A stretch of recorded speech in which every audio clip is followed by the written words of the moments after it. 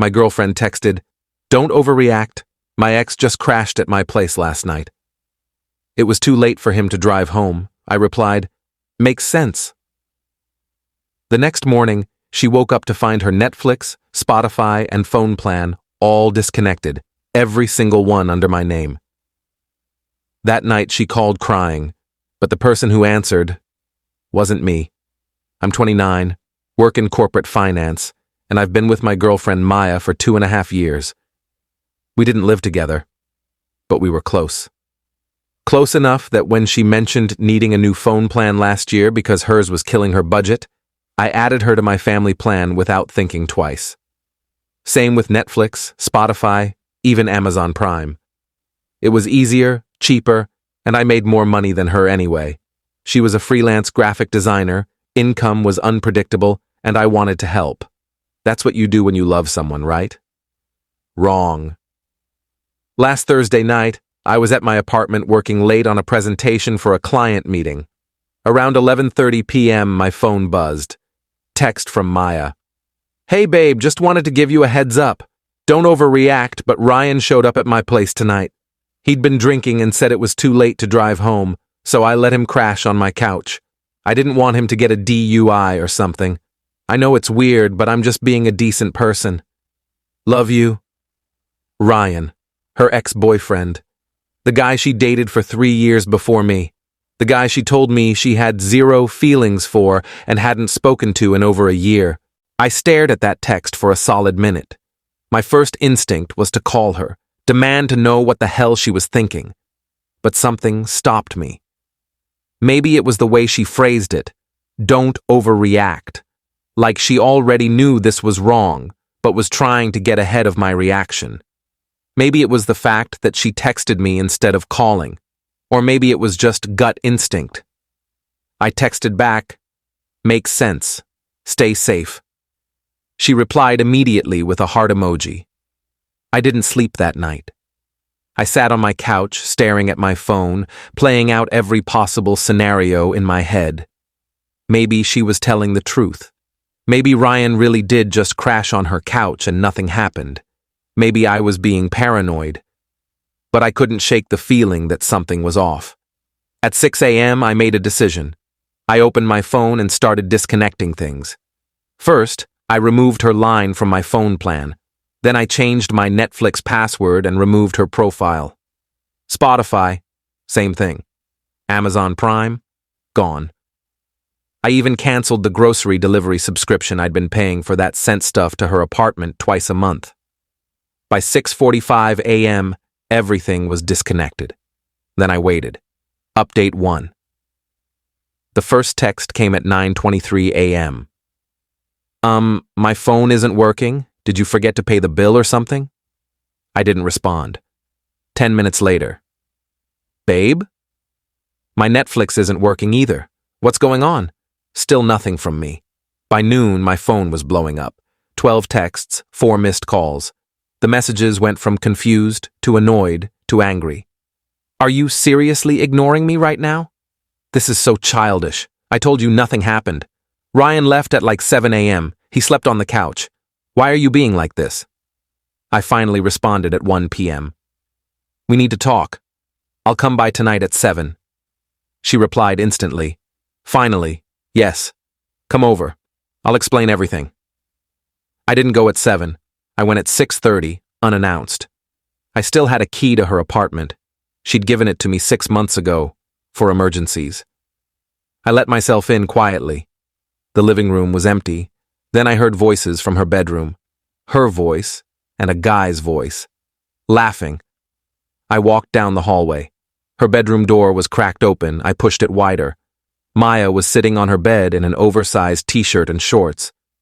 Ryan was sitting next to her, shoes off, clearly comfortable. They were watching something on her laptop, sharing earbuds. They both looked up at the same time. What the hell? Maya said, jumping up. You said 7. Yeah, I changed my mind, I said. I looked at Ryan. I thought you left at 7 a.m. He glanced at Maya, then back at me. He came back, Maya interrupted. He forgot his wallet this morning, so he came back to get it and we were just hanging out. It's not a big deal. Right, I said. Not a big deal. Just your ex-boyfriend who supposedly left 12 hours ago sitting on your bed sharing earbuds with you while you're in your pajamas. You're being ridiculous, she said, crossing her arms. We're just friends. Nothing happened. I looked at Ryan. Dude, you need to leave. He stood up slowly, grabbed his shoes. Look, man, I don't want any drama. Then leave. He left. Maya watched him go, then turned to me, her face red. You're being controlling, she said. I can have friends over. You don't get to tell me who I can hang out with. You're right, I said. I don't.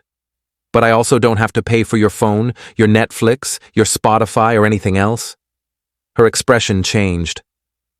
So, that's what this is about? You're punishing me financially because you're insecure? No. I'm removing myself from a situation I'm not comfortable with. You want to have your ex sleep over? Fine. But I'm not subsidizing your life while you do it. Nothing happened, she yelled. I don't believe you, I said. And then I left. I drove straight home, blocked her number, and went to bed. Update 2. She tried calling me from different numbers over the next 2 days. I didn't answer any of them. She showed up at my apartment on Saturday afternoon, banging on the door for 15 minutes before giving up. On Sunday, I got a text from an unknown number. This is Ryan. Look, man, I'm sorry about the other night. Maya told me you guys were having problems and that you were basically broken up. I didn't know the full situation. For what it's worth, nothing physical happened, but I think you should know she's been texting me for like 2 months. I thought you guys were done. My bad. I read that text 5 times, 2 months. She'd been talking to him for 2 months and I had no idea. I screenshotted it and saved it. Then I blocked that number too. Monday evening around 8 p.m., I got a call from a number I didn't recognize. Against my better judgment, I answered. Hello? Hi, is this Maya's boyfriend? A woman's voice. Older, maybe 50s. Who's asking? This is Patricia, Maya's mom. She's been trying to reach you for days. She's very upset. She said you cut off her phone, and she can't afford to get a new plan right now because work has been slow. She wanted me to call you and ask if you could turn it back on. She said she'll pay you back. I almost laughed. Ma'am, with all due respect, Maya and I are no longer together. She's an adult. She can figure out her own phone plan. She said you were being unreasonable, that her ex-friend stayed over one night and you're overreacting. Ex-friend? I said. That's a creative way to describe her ex-boyfriend. Did she mention they've been texting for 2 months? Silence. Ma'am, I'm sorry Maya put you in this position, but I'm not turning anything back on. She made her choices. She can deal with the consequences. I hung up. Update 3. A week later, Maya finally got a new phone. I know because she texted me from a new number Wednesday night. I got a new phone. No thanks to you. I can't believe you did this to me. I lost a client because I couldn't answer their call. You cost me money. I hope you're happy. I didn't respond. Thursday night at 10 p.m. she called. I let it ring. She called again and again, 7 times in a row. On the 8th call, I picked up, but I didn't say anything. Hello? Maya's voice, tearful, desperate. Babe, please talk to me. I know you're there. Please. I'm sorry. I messed up. Ryan doesn't mean anything to me. I was just lonely and you've been working so much and I made a stupid mistake. Please. I love you. Can we just talk? I stayed silent. Please say something, she begged. I miss you. I need you. I can't afford. She stopped herself. I miss us. I miss what we had. Then a different voice came through the speaker. My voice, or rather, a recording of my voice. This number has been disconnected and is no longer in service. It was my little brother, Jake. I'd asked him to come over that night, told him what was happening, and handed him my phone when it rang. He'd been sitting next to me on the couch, holding back laughter, and when Maya paused, He played a recording I'd made earlier using a text-to-speech app. Maya's voice came back, confused. What? Hello? What the? Jake hung up. Then we both burst out laughing. It was petty, it was immature, but it felt amazing. Final update. It's been 2 months since I walked out of Maya's apartment. I haven't spoken to her since that night Jake answered my phone. She tried reaching out a few more times through mutual friends, but I made it clear I wasn't interested in any contact. Through those same mutual friends, I pieced together what happened to her after everything fell apart. Maya and Ryan tried dating for about 3 weeks. Turns out, without me footing her bills, she started leaning on Ryan financially. He apparently wasn't as generous as I was. He broke it off, telling friends she was too needy and financially irresponsible. The irony wasn't lost on me. She couldn't afford her apartment on her own. I'd been covering almost half her rent through loans she conveniently forgot to pay back. She moved in with her friend Ashley for a while, but that didn't last long either.